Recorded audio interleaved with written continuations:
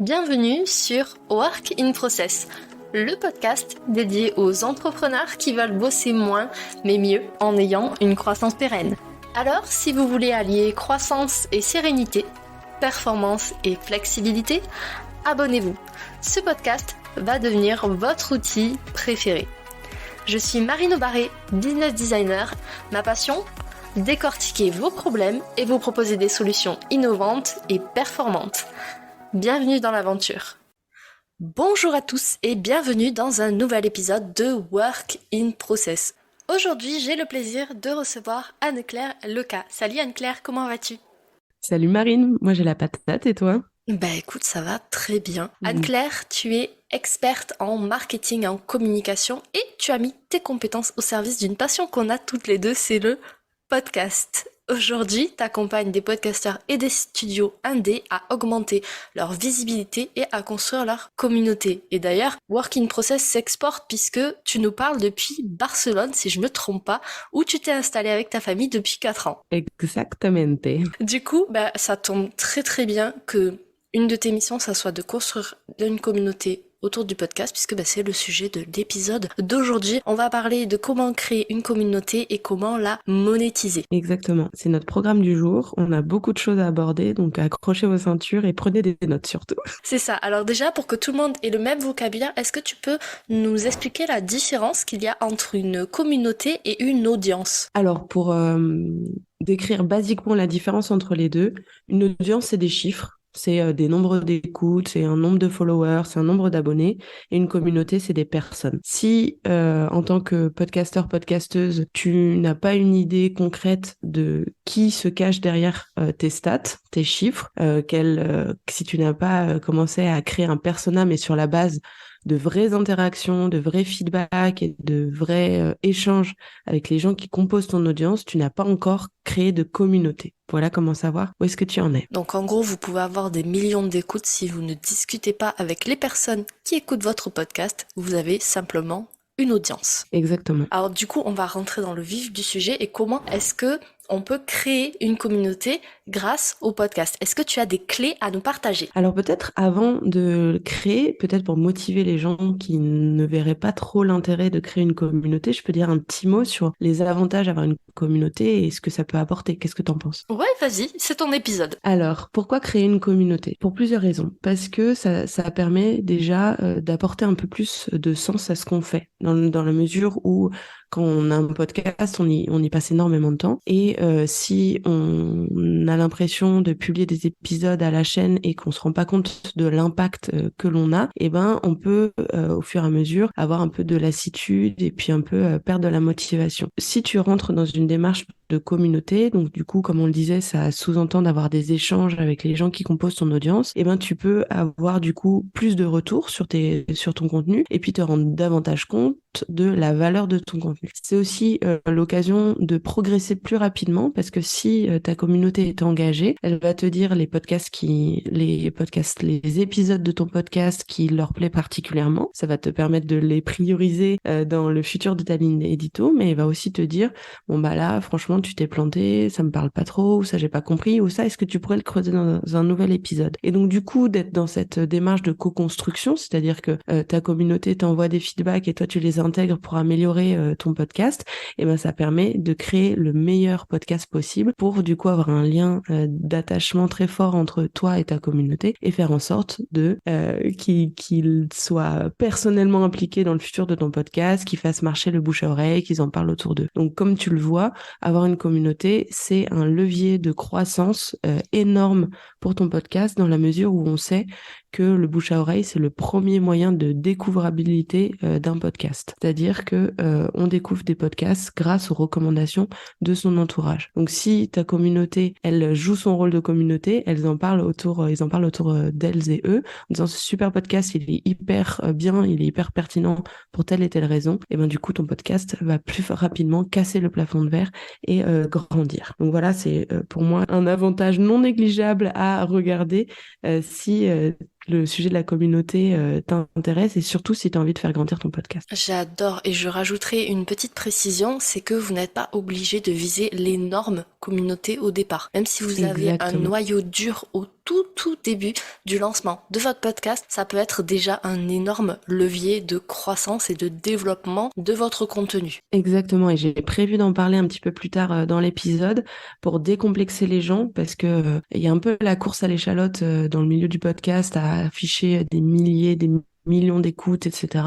On peut avoir de l'ambition dès le départ de son podcast. On peut avoir de l'ambition en ayant une petite communauté, mais une petite communauté hyper engagée et qui soutiennent du coup en faisant le relais de communication ou même en soutenant financièrement la personne. C'est ça. Et même parfois, moi par exemple, tu vois, pour Work in Process, j'ai fait un build-in public pour pouvoir créer mon podcast et du coup j'ai déjà commencé à créer ma communauté avant même que mon podcast soit sorti. Exactement. Bah, dis donc, tu es en train de spoiler des conseils que j'ai donnés, mais c'est parfait comme ça. Moi, je t'interrogerai sur comment tu as fait.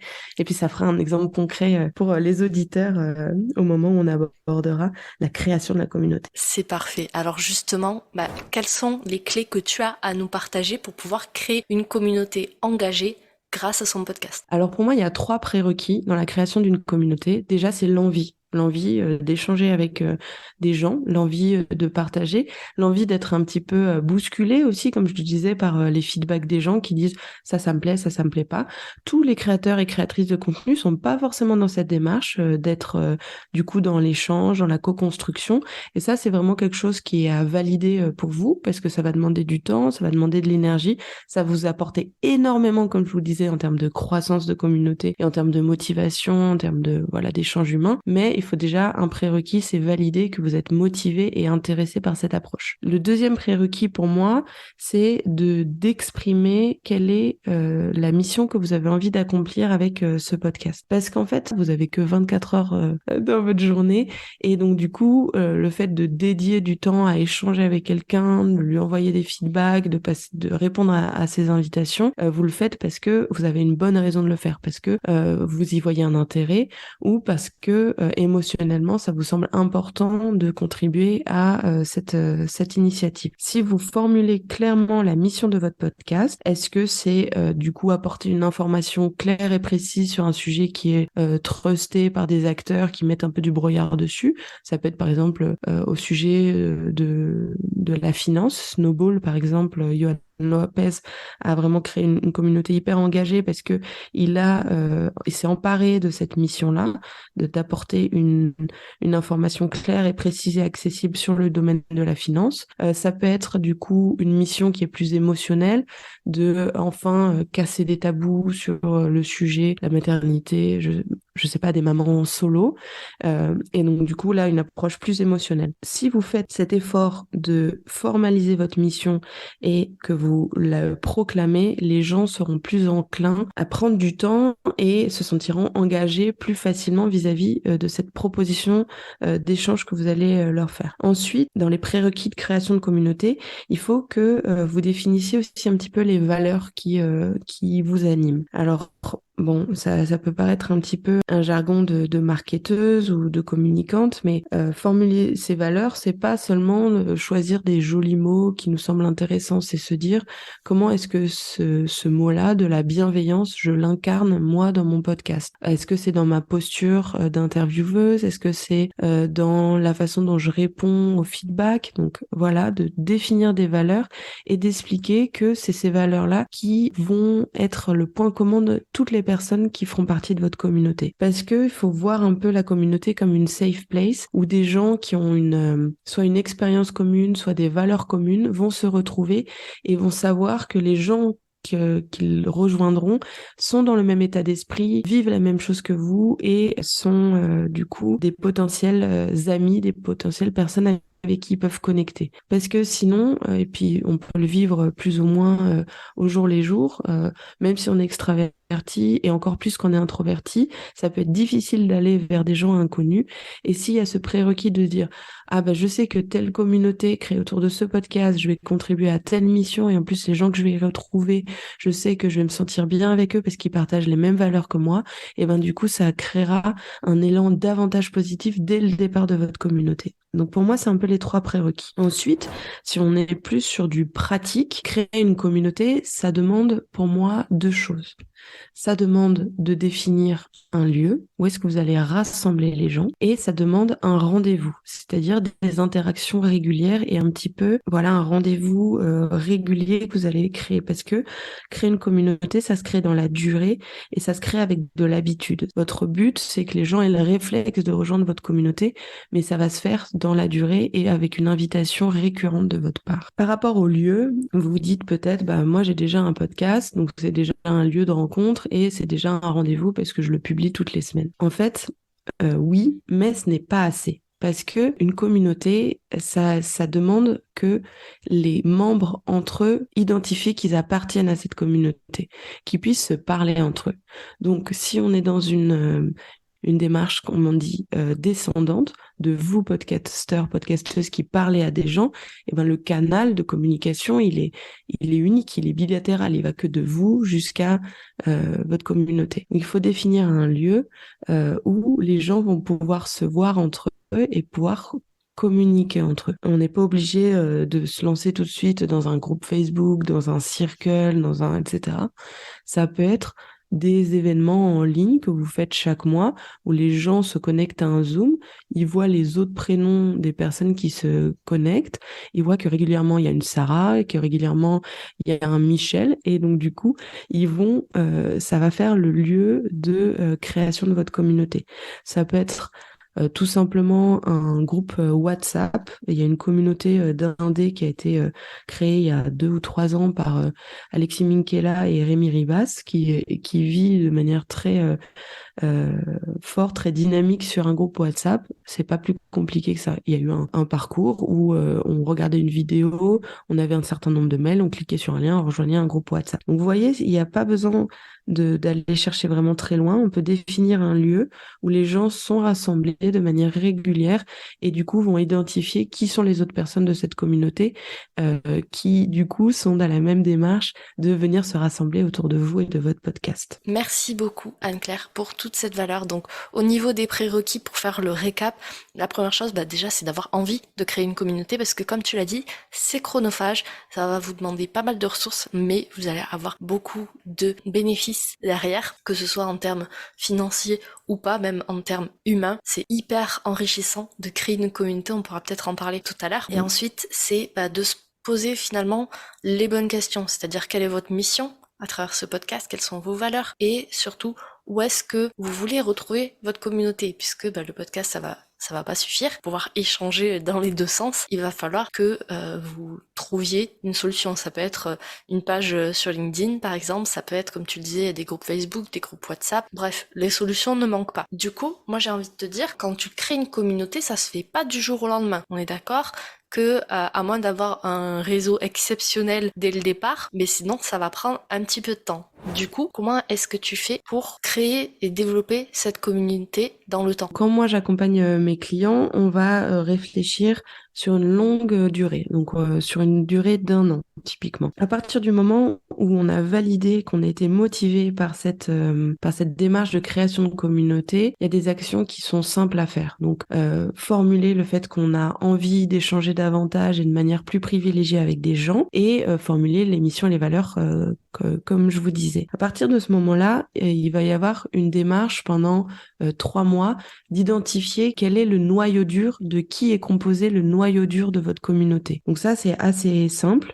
Ça va se faire au fur et à mesure. C'est-à-dire que vous avez vu sûrement qu'il y avait 1 personne, 2 personnes, 3 personnes qui revenaient régulièrement vous dire que tel épisode était super intéressant ou que qui vous envoient des feedbacks de manière régulière. Ça, c'est vraiment un signe d'engagement de leur part. Je vous engage à engager la conversation avec eux, creuser un petit peu qui ils sont, organiser des interviews en one-to-one, dire ça m'intéresse vachement ce que tu dis et j'aimerais bien te donner une part un peu plus active dans le podcast. Est-ce que ça te dirait qu'on se fixe 20 minutes de conversation, je te pose des questions. Là, vous posez des questions sur qu'est-ce qui plaît dans le podcast, qu'est-ce qui leur plaît moins, surtout quelles sont les améliorations à apporter, parce que si vous satisfaisez ce noyau dur hyper motivé pour votre podcast, vous allez trouver ce qu'on appelle vos super fans, votre noyau de super fans,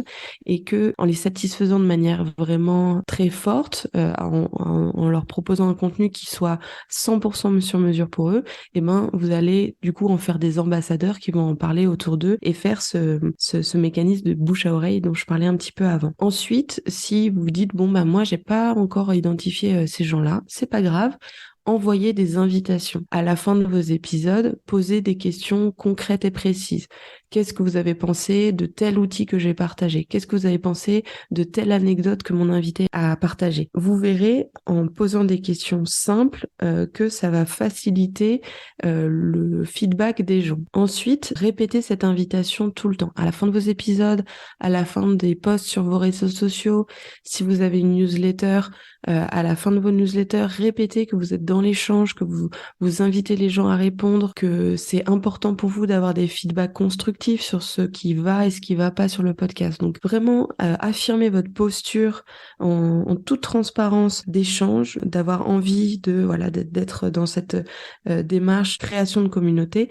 Ça permettra aux gens de savoir que c'est le cas et s'ils hésitaient à le faire, de se sentir motivés à le faire. Ensuite, une fois que vous avez lancé l'invitation, vous verrez certaines personnes vont sortir un petit peu du bois. Et donc du coup, continuez à noter ces personnes comme étant des potentiels futurs ambassadeurs de votre podcast. Après, vous allez pouvoir du coup poser des questions sur le podcast, mais aussi poser un petit peu des questions sur qui sont, qu'est-ce qu'ils vivent en ce moment, quels sont leurs grands défis, quels sont les problèmes qu'ils rencontrent. Et du coup, ça va vous permettre aussi d'enrichir votre ligne édito, d'enrichir le contenu que vous proposez avec le podcast et du coup de créer ce podcast 100% sur mesure pour vos ambassadeurs. Une fois que vous aurez identifié ces 10, 15 personnes, eh bien, créez un premier lieu d'échange pour dire que, voilà, c'est le noyau de la communauté. Je vous ai identifié comme étant les personnes qui sont les plus engagées vis-à-vis du podcast. Vous leur confiez un rôle en disant bah j'ai envie qu'on co-construise le podcast, j'ai envie de vous donner un rôle spécifique vis-à-vis de ce podcast, donc je vais vous donner un rendez-vous régulier pour que on construise ensemble ce podcast.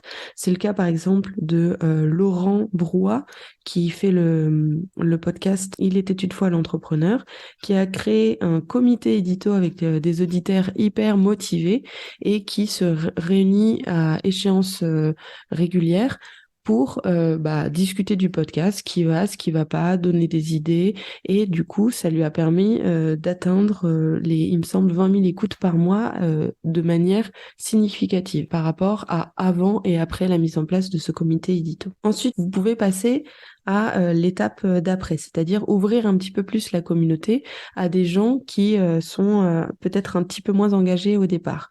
Et après, ça va être votre rôle d'animer cette communauté et de faire en sorte que les personnes qui arrivent s'y sentent bien, qu'ils sachent ce qu'ils peuvent retirer de cette communauté, qu'ils savent avec qui parler, qui sont les autres membres avec qui ils pourraient avoir des affinités et que rapidement ils identifient un avantage et un bénéfice à participer à cette communauté. Donc ça sera à moyen terme. Vous pourrez ouvrir au fur et à mesure. Donc après 3 mois, entre 3 et 6 mois, vous allez pouvoir commencer à ouvrir petit à petit la communauté à d'autres personnes et commencer à créer des liens entre les membres de votre communauté. Ça va être clé pour que vous ne vous épuisiez pas à l'animer. Parce que si ça vient toujours de vous, de poser des questions, d'organiser des choses, vous allez vous épuiser parce qu'à côté, vous avez un podcast, à côté, vous avez peut-être d'autres projets.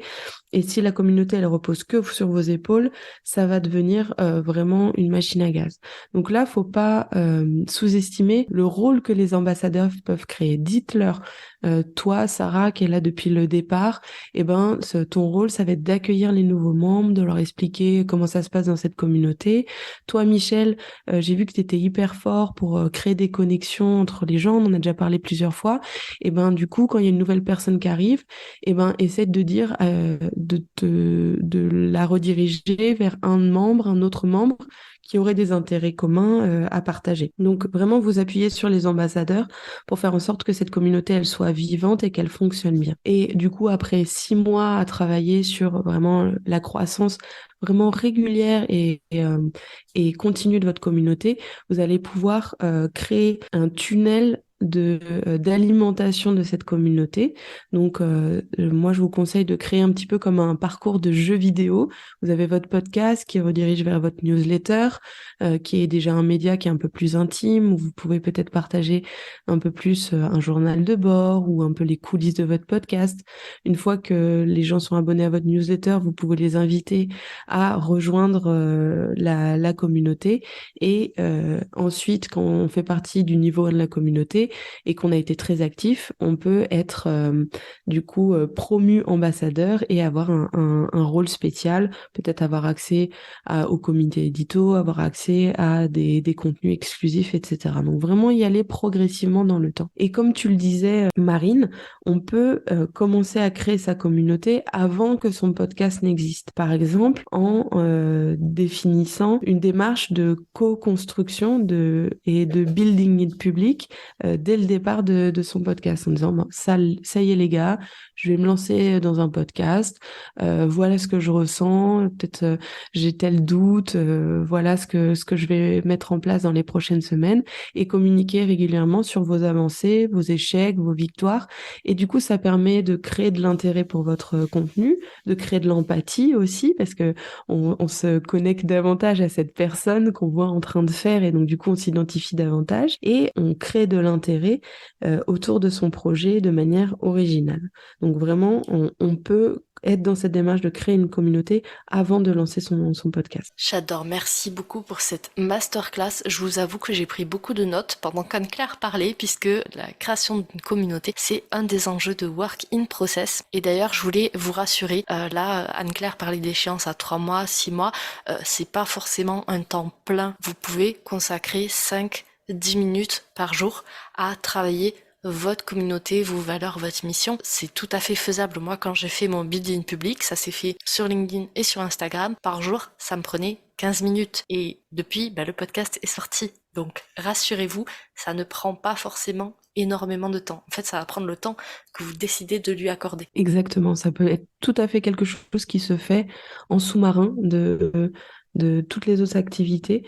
C'est juste de montrer une posture, de faire des invitations régulières, en fait, basiquement. Et j'adore l'idée de connaître et creuser son noyau dur. Moi, c'est un travail que j'ai fait finalement sans trop le définir, mais depuis que j'ai identifié ces personnes-là, dès que j'ai un doute sur le podcast, je leur envoie un petit message sur LinkedIn ou sur WhatsApp, et ces personnes répondent avec énormément de bienveillance. D'ailleurs, merci, puisque je sais que vous écoutez l'épisode, donc merci d'être toujours là à soutenir la production des épisodes. Du coup, Anne-Claire, maintenant je te propose qu'on passe à la dernière partie de cet épisode, qui est la monétisation. Monétiser son contenu, ça peut faire peur à pas mal de gens parce qu'on se dit wow, c'est quelque chose que je ne connais pas, ça va me rajouter du travail, ça va me rajouter de l'administratif, c'est quelque chose de complexe. Est-ce que tu aurais déjà des exemples de moyens de monétiser finalement son contenu? Je te rejoins sur le fait que monétiser son contenu, ça peut faire peur. Moi, j'ai accompagné des podcasteuses qui avaient des dizaines de milliers d'écoutes par mois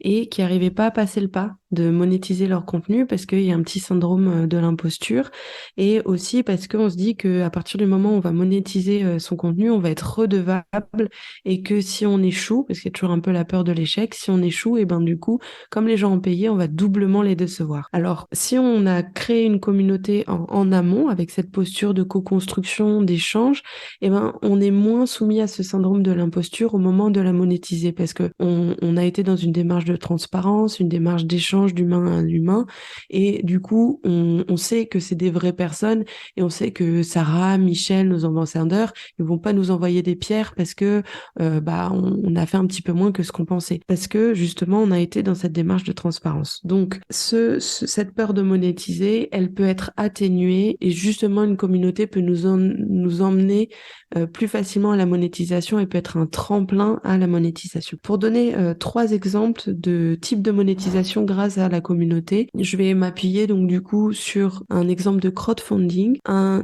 exemple de financement participatif récurrent, un exemple de boutique en ligne, un exemple de formation. Donc, Super. ce sont des personnes soit de ma communauté de podcasteurs, podcasteuses, soit des clients que j'ai pu accompagner. Dans le cas du crowdfunding, c'est le fait de passer par une plateforme, donc ça peut être KissKissBankBank ou Ulule, pour créer une campagne de financement. Dire, on a 30 jours pour rassembler la somme de 30 000 euros qui nous permettra de lancer tel projet. Ça, c'est quelque chose que le podcast Bobine a réussi à merveille ces 2 dernières années. C'est un média qui est papier, en ligne et audio avec un podcast qui cherche à mettre en valeur les savoir-faire du territoire français et qui, pour la 2e année consécutive, vient de financer avec succès un magazine papier que moi j'ai acheté, qui est là juste à côté de moi, qui est de qualité superbe avec des reportages, des photos super belles, un contenu super beau et qui a du coup mis en place une campagne de financement participatif qui a été super bien cadencée avec du coup un système d'engagement des membres actifs de la communauté en disant si tu contribues à la campagne mais en plus tu motives ton père, ta mère, ton cousin, ta cousine, tu reporteras des lots. Donc il y avait même une mécanique d'engagement de la communauté au sein de la campagne de financement participatif. Donc ça, c'est quelque chose qui va se faire sur un temps réduit, 1 mois généralement, et qui va demander un gros effort de communication de manière du coup très accentuée. Donc ça, c'est un système de monétisation qui sera réservé aux gens qui ont déjà une communauté assez importante et assez engagée. Donc je vais passer plutôt au deuxième moyen de financer, c'est du financement participatif mais sur une base régulière, et donc du coup ça va se faire via des plateformes qui s'appellent par exemple Patreon, qui permet aux gens de financer des petites sommes tous les mois et en échange d'accéder à des contenus exclusifs, à des contreparties. Donc là, j'ai 2 exemples. Et à le podcast Sterno, qui est vraiment un cas d'école, on va dire, en la matière. C'est un podcast qui est porté par un super podcasteur qui s'appelle Julien Cernobori, qui a rassemblé autour de lui et autour de son enquête, puisque c'est un podcast d'enquête, plusieurs centaines de personnes qui sont intéressées par sa démarche, qui sont intéressées pour accéder aux coulisses de l'enquête, et il les a rassemblés sur une plateforme de discussion qui s'appelle Slack, et de manière récurrente, il va partager soit des anecdotes sur les coulisses de l'enquête, soit des interviews de l'avocate du prévenu qu'il avait décidé de pas diffuser sur son podcast et qui va donner de manière exclusive à sa communauté. Donc ça, c'est vraiment un cas d'école. Les gens sont hyper investis, si bien que les membres de sa communauté maintenant contribuent à l'enquête et vont l'aider à aller fouiller dans les archives, etc., pour l'aider à avancer dans l'enquête. Donc ça, c'est vraiment une success story, comme on dit. Il y a aussi Sens Créatif, qui a été fondé par Jérémy Claeys, qui s'adresse aux professionnels de l'image, aux illustrateurs, aux illustratrices, et qui a créé via un Patreon, un club qui s'appelle le Patate Club. Et donc c'est super sympa, il a créé tout un vocabulaire, donc c'est le Patate Club, ils ont créé des initiatives autour des frites, etc. Donc il y a vraiment un peu une valeur de l'humour, un référentiel commun. Et cette communauté la rassemble sur Discord, et c'est une communauté d'entraide entre professionnels. Donc comment tu fais tel devis, comment moi j'ai tel problème avec le client, ou juste du partage proches d'une expérience commune. Et cette communauté, elle se rassemble en physique, ils font des apéros pique-niques régulièrement, il me semble, au But-Chaumont, mais aussi partout en France, parce que c'est une communauté qui a vraiment grandi au-delà du lieu géographique du fondateur Jérémy. Un truc super sympa, c'est que au sein de cette communauté, il y avait un membre particulièrement actif qui s'appelle Laurent Bazar, qui est devenu un peu le bras droit de Jérémy. Il a commencé à animer la communauté et maintenant Laurent co-anime le podcast Sens Créatif avec Jérémy. Ils sont associés sur la saison 4 et la future saison 5 du podcast. Troisième exemple que je m'étais noté, c'est le fait de créer des produits et de les vendre à sa communauté. C'est quelque chose qu'a fait vraiment super bien le podcast Entre nos lèvres qui a été créé par Céline et Margot. C'est un podcast autour de l'intime et elles ont créé une boutique en ligne où elles proposent des produits partenaires, mais aussi elles ont carrément créé leurs propres produits avec des laboratoires, etc., qu'elles ont co-créé avec la communauté. C'est-à-dire, elles ont dit, est-ce que vous aussi, vous avez ce problème de frottement des cuisses l'été?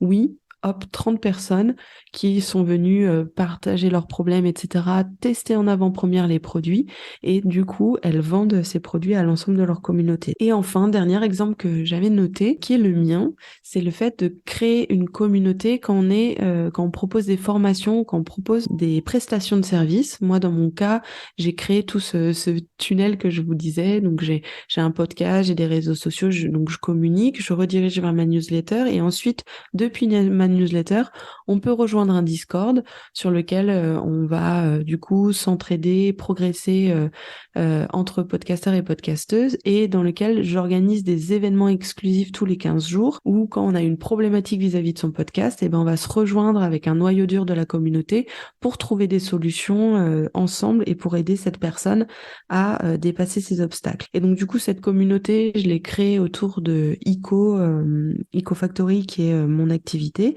et certaines personnes de cette communauté en font partie et ne deviendront jamais des clients, mais cette communauté m'a aussi permis d'expliquer mieux ce que je faisais à des podcasteurs qui sont devenus des prospects et ensuite des clients et ça m'a permis du coup de vendre mes prestations de services, mes formations de manière plus fluide, de manière plus affinitaire aussi parce que les gens qui deviennent mes clients, ils me connaissent déjà, ils ont déjà vu les valeurs que je défendais, ils ont déjà vu ma méthode et ça se fait de manière tout à fait naturelle. Encore une fois, c'est une masterclass. Vraiment, je pense que vous allez retirer un maximum de valeur de cet épisode. En plus, tu nous as partagé plein de super podcasts. Donc si jamais vous les connaissez pas, n'hésitez pas à aller les découvrir. Merci encore Anne-Claire pour tout ce que tu nous as partagé. Où est-ce qu'on peut te retrouver si on veut t'envoyer du love, des good vibes ou te poser des questions justement sur le podcast? Alors n'hésitez pas, franchement, moi c'est ma passion de discuter podcast et tout. Donc vraiment, si vous avez une question, une remarque ou même des choses que j'ai pas assez creusées dans l'épisode, n'hésitez pas à me connecter. Ça peut se faire sur LinkedIn, donc faut chercher Anne-Claire Lecat, L-E-C-A-T, ou bien sur ma newsletter où je vais continuer à proposer des contenus un peu de ce type-là, où je vais faire des études de cas, de podcasts qui font des choses que je trouve intéressantes, que je vais analyser d'un point de vue soit marque, branding, soit communication, soit création de communauté. C'est génial. Tous les liens seront disponibles dans la description de cet épisode. Encore merci à vous qui avez écouté cet épisode et qui êtes encore là. Merci à toi aussi Anne-Claire pour tout ce que tu nous as partagé. Et avant que vous partiez, j'ai quand même une question. Qu'avez-vous pensé de cet épisode? Est-ce que pour vous, la création de communauté, c'est un enjeu de 2023? N'hésitez pas à venir nous le dire sur LinkedIn. Merci pour ton invitation Marine, j'ai trop adoré discuter et partager tout ça avec vous. C'était génial, merci. Voilà, cet épisode est maintenant terminé. Merci pour votre écoute. Je vous souhaite à tous une belle journée, soirée et à très bientôt dans le podcast. Bye. Cet épisode t'a plu? Tu peux le partager en me taguant ou lui laisser 5 étoiles sur Apple Podcast. Encore merci pour ton écoute, à très vite.